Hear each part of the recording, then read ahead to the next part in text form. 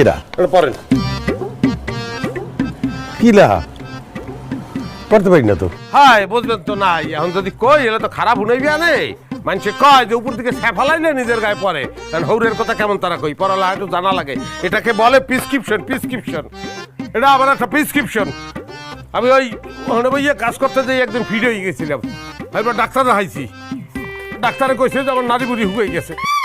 নারী বুড়ি হয়ে গেছে মানে? এখন আপনি নারী বুড়িও চেনেন না নারী বুড়ি কারে কয়ে আপনি বোঝা ওই যে নারী বুড়ি যে আসলে যাচ্ছে আছেন এই যে নারী বুড়ি এই ধরেন এন ধরেন ধরেন এই ধরেন বুঝাইতেছি প্র্যাকটিক্যালি এই এই এই এই সে নারী বুড়ি বুঝলেন এই নারী বুড়ি এই হুকাই গেছে এই যে হিন্দে ফুকা থাকে এই ফুকাই দিয়া আপনার রক্ত রক্ত চলাচল করে আমার তো হুকাই যেরকম সিমা লেগে গেছে আর রক্ত আছে চলাচল নাই।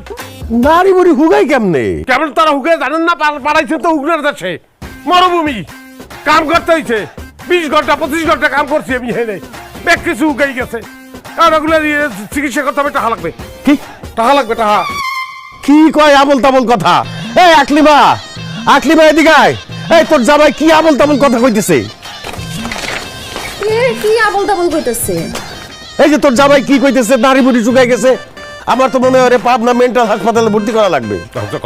কথা হতো আমি তোমার ভাঙ্গে বলতে আছি আমি ওই ওখানে ওই একদিন ফিট পড়ছিলাম তারপর একটু ধরে ডাক্তারের কাছে নিয়েছে ডাক্তার দেখে বলছে যে ওরে ভাই সর্বনাশ এই আপনার তো নারী বুড়ি হুগাই গেছে আর আপনার অনেক পুষ্টি আপনার পুষ্টি এই পুষ্টি ঠিক করতে হবে এই করতে হবে বডি অপস করে এরপরে অপারেশন করতে হবে এগুলো বলছে।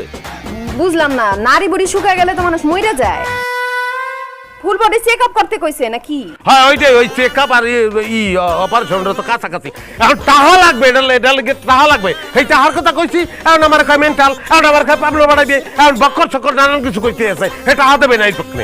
জামাই বাবাজি কত টাকা লাগবে? টাকা লাগবে 1 লাখ টাকা তো লাগবে এটা ফুল বডির ব্যাপার আর আমার বডিটা তো এককালে ছোট না 5 ফুট 6 ইঞ্চি। কি এর 5 ফুট 6 ইঞ্চি কিন্তু 5 ফুট 5 ইঞ্চি 1 ইঞ্চি টাকা কম দিছে 1 ইঞ্চি টাকা তোরা কম দে তোর বাপের তাও টাকা দিতে কর। কি কয় 1 লাখ টাকা আমি এখন কোথায় পাবো? হ্যাঁ তারে তো বিদেশে পাঠাইতে গিয়ে আমি ফতর হয়ে গেছি।